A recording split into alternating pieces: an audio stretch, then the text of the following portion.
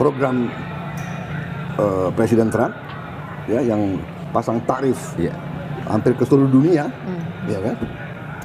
Dan masalah pasar modal. Ya, kalau saya punya pandangan tertentu. Pertama saya bicara pasar modal dulu.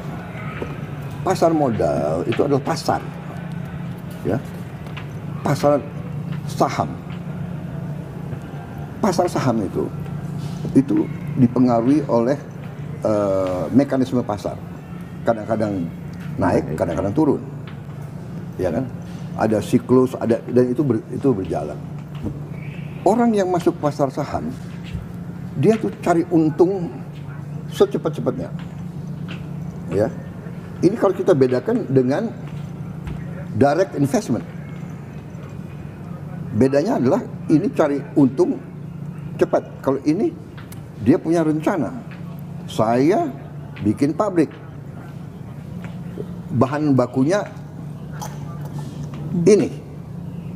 Bahan baku boksit lah, nikel lah, bahan baku batu bara lah.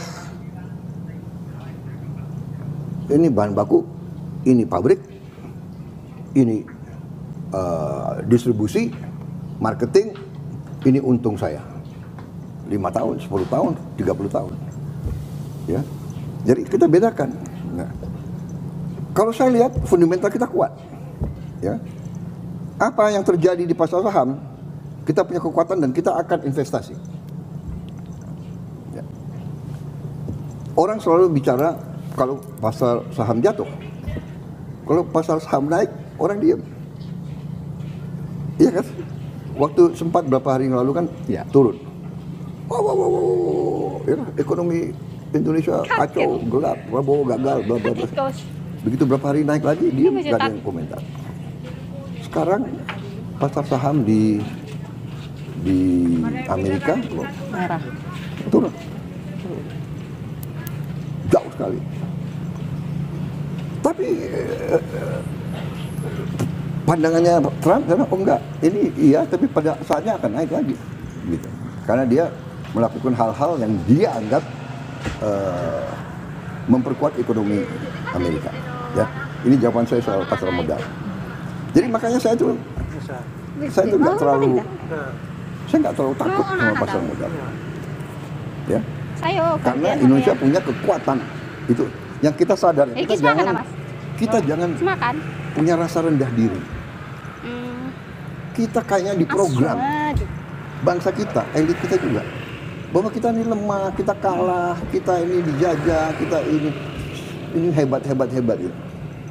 Loh, kita hutang besar, hutang kita dibandingkan dengan banyak negara, hutang kita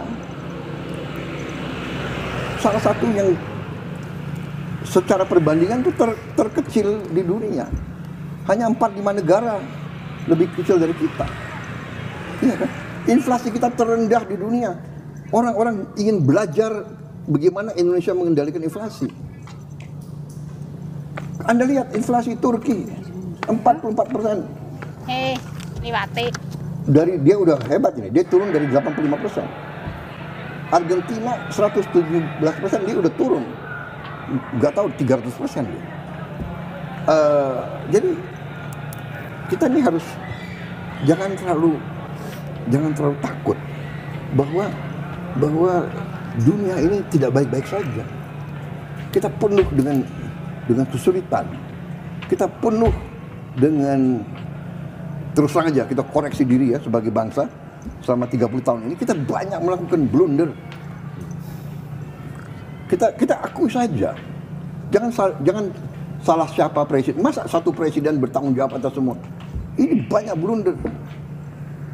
Dan ini juga salah.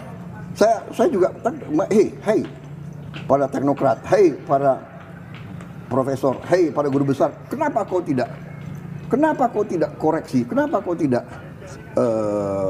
ingatkan pada saat dilakukan penyimpangan, pada saat dilakukan blunder, ya kan? Yang macam-macam lah kita bisa uraikan. Ya, jadi itu satu. Nah, kedua, masalah Trump. Ya, nah, masalah Trump ini akan kita harus lihat nanti, mungkin kita akan mengalami dampak yang berat mungkin, terutama yang bisa kena adalah industri tekstil, sepatu, garment, dan furniture. Ya, ini berat karena ini padat karya. Tapi kita akan cari jalan keluar. Kita harus berani mencari pasar baru. Kita ini terlalu manja juga sih. Ya, kita tuh selama ini tertarik oleh ekonomi Amerika, benar. Karena ini kan sistem ekonomi yang Amerika ajarkan kepada kita, kan? Iya kan? Free market, benar nggak? Globalization, iya kan? There are no borders. Mereka ajarkan kepada kita. Kita murid yang setia, ya kan? We follow what they teach us all the time. The 60s, the 70s, the 80s, the 90s, 98, 99, paling setia, paling loyal. Gantian sama yang.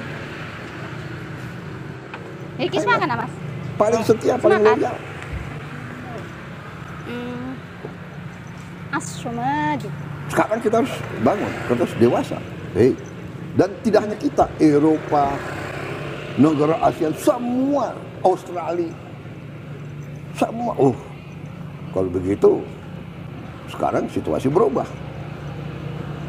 Dan memang benar situasi berubah. Dan itu yang saya sudah ingatkan bertahun-tahun. Saya ingatkan, tolong buka rekam digital saya. Saya sudah ingatkan.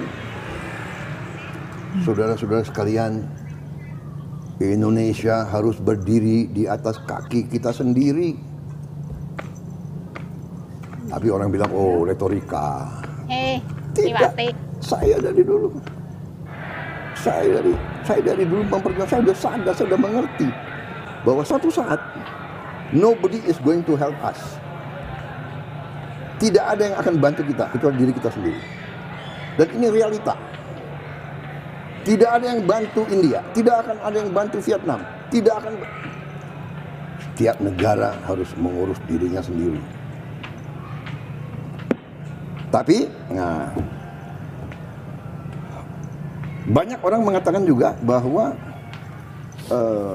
Amerika is going to help us. Tidak ada yang akan bantu kita kecuali diri kita sendiri. Dan ini realita. Tidak ada yang bantu India, tidak akan ada yang bantu Vietnam, tidak akan. Setiap negara harus mengurus dirinya sendiri. Tapi, banyak orang mengatakan juga bahwa Amerika memaksa semua negara untuk cari pilihan lain. Nanti Kanada sudah mengatakan, ya. Anda baca, Anda dengar pidatonya Perdana Menteri Kanada. Kalau Amerika tidak memimpin, Kanada akan memimpin. Bayangkan, Kanada nanti sama Eropa Barat, ya kan? Saya akan berangkat juga ke Eropa awal Mei. Saya akan ketemu Perdana Menteri Anwar nanti sore.